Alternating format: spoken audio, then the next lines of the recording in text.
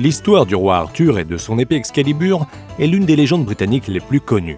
Et depuis des siècles, cette histoire est transmise d'une génération à l'autre grâce aux travaux littéraires des écrivains et poètes.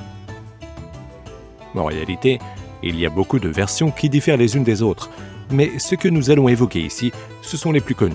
Et d'ici à la fin de la vidéo, il se pourrait bien que vous soyez surpris. L'histoire de l'épée enfoncée dans la roche, que certains pensent être la légendaire épée Excalibur, raconte, pour faire court, l'histoire d'une épée coincée dans une grande pierre que seul le vrai roi d'Angleterre pourrait retirer.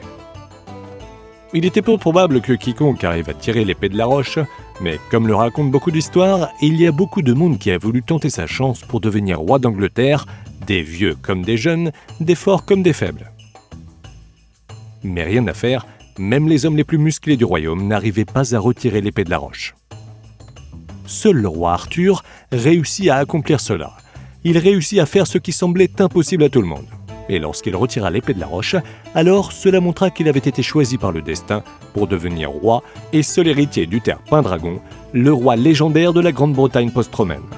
Mais comme vous le savez peut-être, il y a plusieurs histoires qui circulent sur l'épée du roi Arthur, et tout le monde n'est pas d'accord sur la question de savoir si la légende est vraie, quelle version est la plus proche de la réalité, ou même si l'épée et le roi ont vraiment existé. Il y a en fait des personnes qui disent que l'épée enlevée de la roche n'était pas du tout Excalibur. Sir Thomas Malory est l'une de ces personnes. C'est un écrivain qui a écrit que le roi Arthur avait en fait cassé sa première épée lors d'une bataille contre le roi Pélinore. Ce n'est qu'après qu'Arthur reçut une nouvelle épée de la part de la Dame du Lac qu'il l'appela Excalibur. Les deux épées étaient en fait à distinguer, étant donné que l'une avait été retirée de la roche et que l'autre avait été reçue de la part de la Dame du Lac, une enchanteresse connue sous le nom de Viviane ou Nimue. D'après la légende, la dame vivait dans le château situé derrière le lac qui entourait l'île mythique d'Avalon. Elle avait élevé Lancelot et avait donné à Arthur l'épée magique qu'il aimait tant.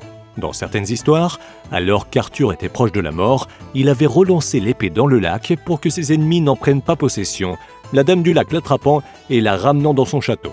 Mais certaines histoires racontent aussi qu'elle finit par sauver Arthur en l'emmenant à Avalon. Il existe une histoire similaire, bien qu'elle soit moins connue, originaire de la région italienne de Toscane. Certains experts disent qu'il s'agit en fait là de la vraie légende de l'épée. L'histoire évoque un saint Galgano qui serait né en 1148 dans un endroit appelé Chiusdino en Italie. C'était un noble assez peu puissant qui avait passé sa jeunesse comme chevalier fortuné et dont l'intérêt principal était les plaisirs de la vie. Il était formé à l'art de la guerre et était à la fois arrogant et violent. Cependant, en vieillissant, il avait renoncé à faire la guerre et avait choisi de devenir ermite. Tout commença lorsque saint Galgano eut une vision de Michel l'Archange, qui paradoxalement est souvent représenté comme un saint guerrier. Une version de la légende raconte que Michel l'Archange est en fait apparu au saint et lui a montré le chemin vers le salut.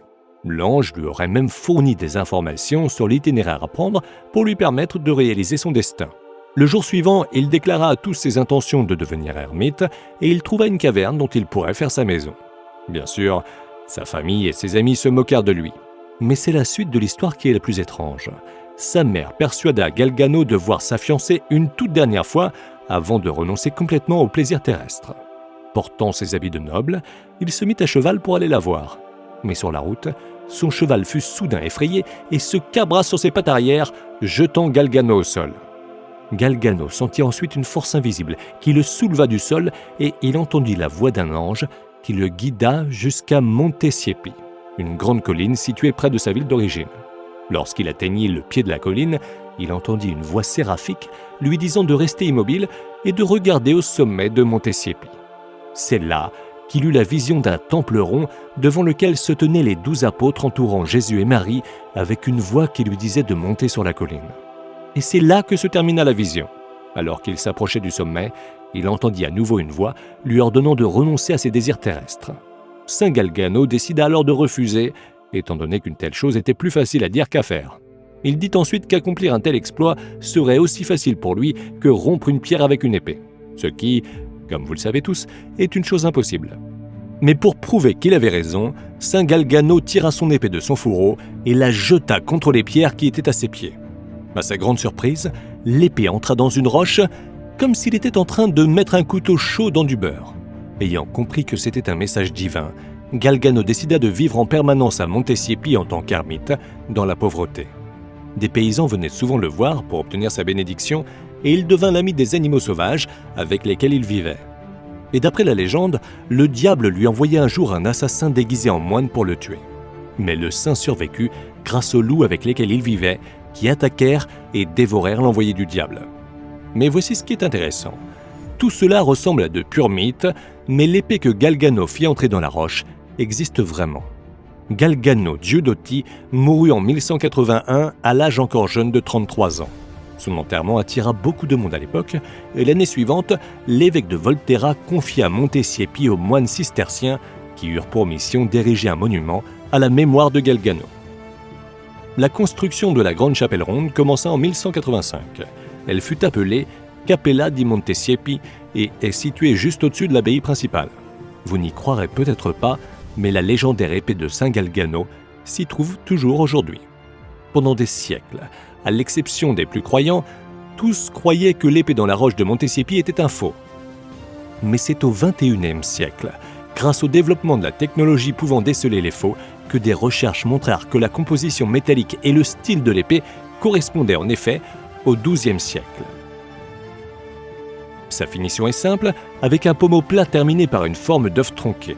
La garde est constituée d'une barre d'acier et son style ressemble à celui des armes du XIIe siècle. En 2001, une analyse du métal effectuée par Luigi Garlaschelli de l'université de Pavia a démontré que l'épée était en fait très ancienne.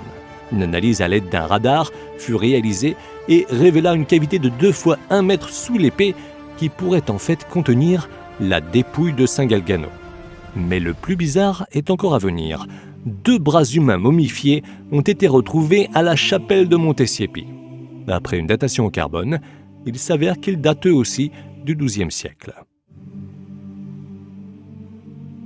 Cela coïncide avec la légende qui dit que si quiconque essaye d'enlever l'épée de la roche, ses bras seraient arrachés de son corps. Tout cela explique pourquoi certains disent que la légende de l'épée dans la roche n'est en fait pas originaire de Grande-Bretagne, mais d'Italie. Et l'histoire de Saint Galgano et de son épée dans la roche en Toscane comporte en fait de nombreuses similarités avec les légendes arthuriennes, notamment de la découverte par Perceval du Saint Graal. N'oubliez pas non plus que la première histoire qui mentionne que le roi Arthur a tiré son épée de la roche provient en fait d'un poète français du XIIIe siècle du nom de Robert de Boron, écrit bien entendu des décennies après la canonisation de Saint Galgano par l'Église romaine. L'histoire de Galgano aurait très bien pu traverser l'Europe pour arriver à ses oreilles. Il est très probable que la légende du roi Arthur ait en fait été lourdement inspirée par l'histoire de Galgano, le chevalier repenti italien.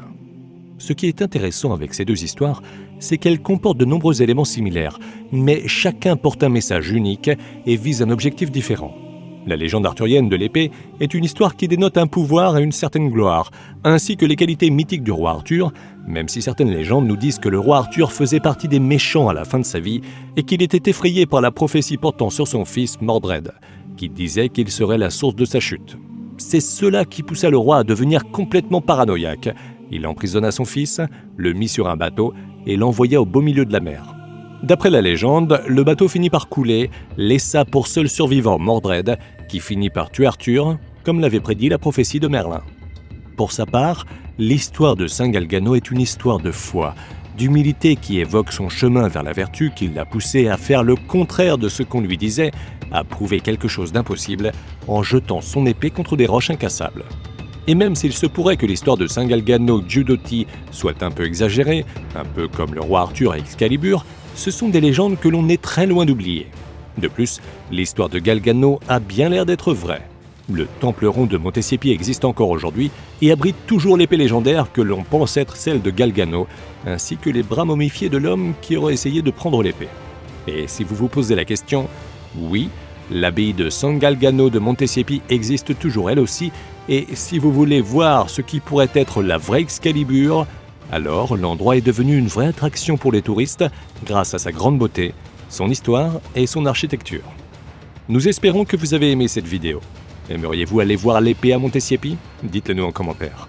Et si vous avez aimé la vidéo, alors cliquez sur le bouton pour vous abonner et activez les notifications pour être le premier à savoir lorsqu'une nouvelle vidéo sera disponible. Merci d'avoir regardé cette vidéo et à très bientôt.